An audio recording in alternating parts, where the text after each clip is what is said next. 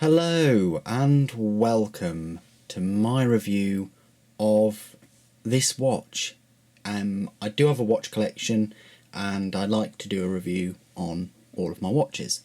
So this watch is a Casio and it's in the Edifice or Edifice range. Edifice sounds a little bit like orifice. I'm not really liking the name, but if you pronounce it differently then excellent.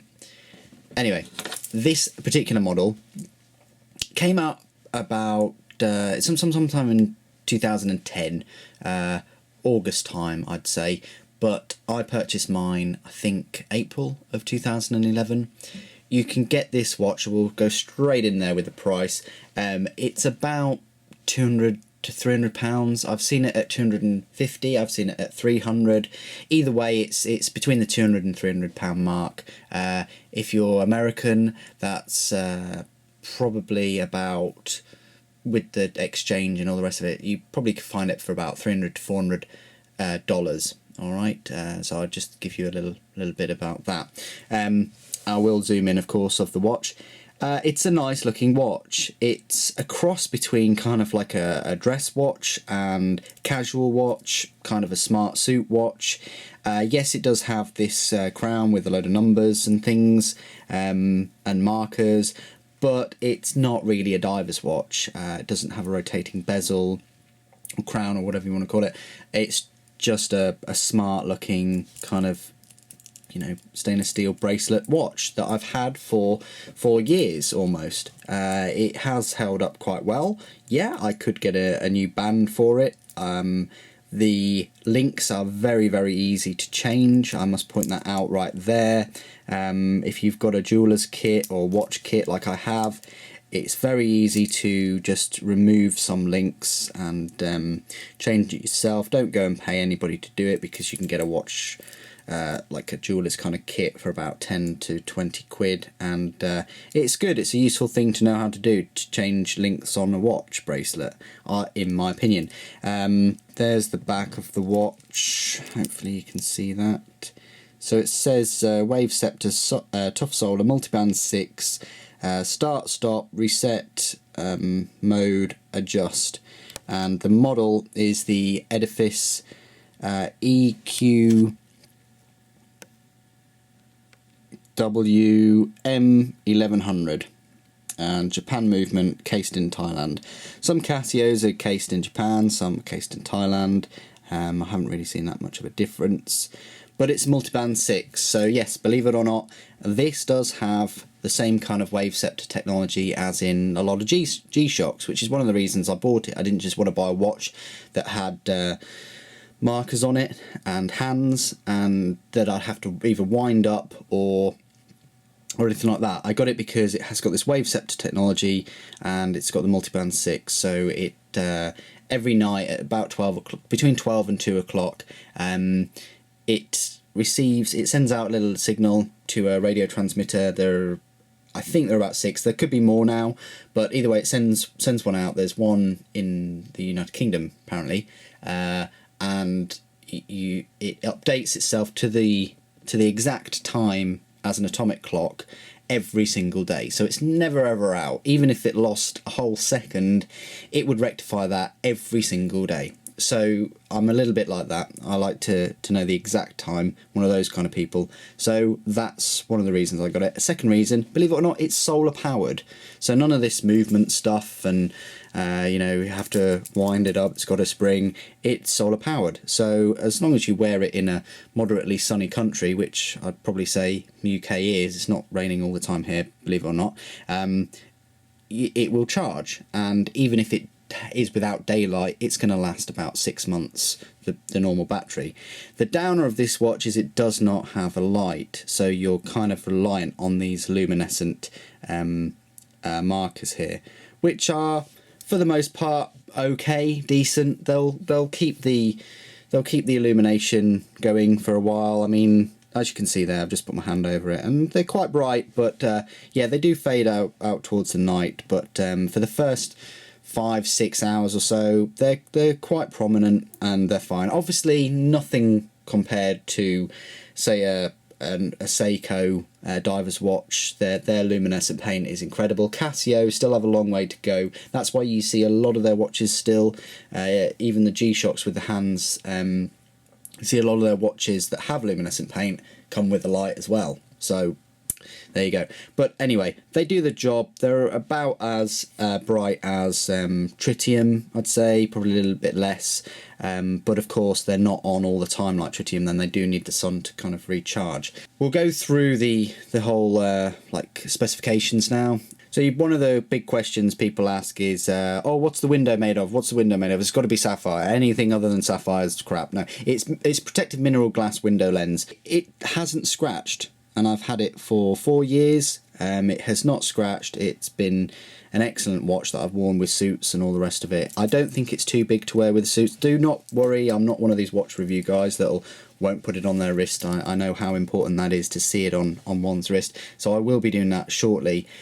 So yeah, mineral glass, which is fine. You can clean this watch up very nice and polish it, and it will, you know, it's a bit of an eye catcher too. It's also great that it doesn't have the number markings. I think sometimes that can be a bit of a distraction.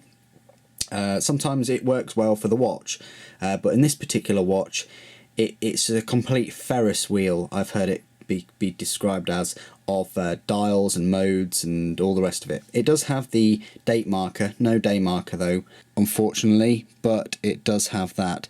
You're probably seeing all of these little 3-lettered acronyms around the edge. Believe it or not, they're actually acronyms of cities. So you've got LAX and you've got SYD, obviously for Sydney, and Hong Kong, Bangkok, and yeah. So you can pick your city, and then the watch itself will try and find a signal to the radio mass closest to that city to update it. And if it doesn't, it will just update itself to the time for that place, which is great. So, and you don't need too much faffing to do that. The weight of the watch is about 200 grams, and the water resistant is I say 100 bar. Well, they say it's 100 meter water resistant, and it's one of the beauties about this is it's got the 1/1000th chronograph, which at the time when this watch came out about 4 years ago, no other watch, even the tag watches, they didn't have a 1/1000th chronograph, which is just incredible, really, for a watch this cost and this accuracy. So we'll go through the modes. So as you can see there, it's on the timer. It's one of these crazy watches that all the hands and things will move about. So that's the mode button. So we go straight to the stopwatch. It will reset itself to get ready to obviously do the stopwatch. I must say I do prefer the LCD stopwatches. I think they're just easier to read, aren't they? But anyway, so we'll start the stopwatch, and as it goes, you've got the seconds there, hundredths of a second, and then you've got the thousandths of the second, and then you stop it. So that's then giving you the thousandths of the second. It will go to each one based on that. So the blue marker is showing me now. So you stop it, and that went to 5, 3. There you go. So 5 and 3. So I'd say that's 53 thousandths of a second. So you'd have to look at your seconds there, which is pretty difficult, I suppose, but it's saying about, what, 6 or 7 seconds. And then you've got 5, so 6.5, and then I'd say that's, what did we say it was? 5.7, something like that. So yeah, it's doable to use as a 1/1000th stopwatch. Anyway, so we'll just stop that and we'll reset it, and that will go back to where it was. The second mode, you've got your world time, so you can have it as a different time of a different country. The second time is normally in that little hand there. We'll go again, and it's got an alarm. So yes, it does have an alarm for the watch. And then finally we go back to the time, and it will reset itself and go back to whatever the time actually is. So that's all the list of like the little functions and things. I think it's a great looking watch, I really do. I'm gonna put it on my wrist now. So as you can see, it goes on the wrist quite well. It doesn't move about that much, despite it being about 200 grams. It sits on the wrist very nicely, very flat. It's not too heavy either way. I don't think it's that tight, and you have 3 micro adjustment pins there, and you can do that on the fly. You just need a sharp object or even a paper clip, just poke that in there and move it to the next one along to make it a little bit tighter. I've got it on the loosest one there, and I don't think that's very tight at all. I mean, obviously if you've had a watch similar to this, you know that your wrist will be bigger or smaller different times of the day, but I've never felt like it's been too tight on my wrist itself. But it's a nice looking watch. It works well in the casual setting, it works well in the smart setting. One thing that it goes well with any kind of colour suits, I would say. So yeah, that's it on the wrist.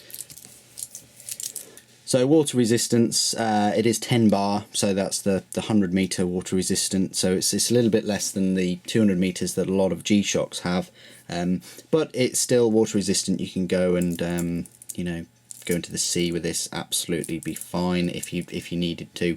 That's my kind of review. My impressions of it, well, I've had it 4 years now. I think it's a great watch. If you want kind of G-Shock Casio build quality in a smartwatch, this is kind of but you can't afford like an MTG that's like £1,000 or £500. This is probably your next best thing. I know it's not a G-Shock, but I reckon I've worn it and it has held up to quite a lot of abuse, but it's a great looking watch in my opinion. It has tested the time. Yeah, I hope it lasts me many more years. Thanks ever so much for joining me today. Thank you for watching. Take care.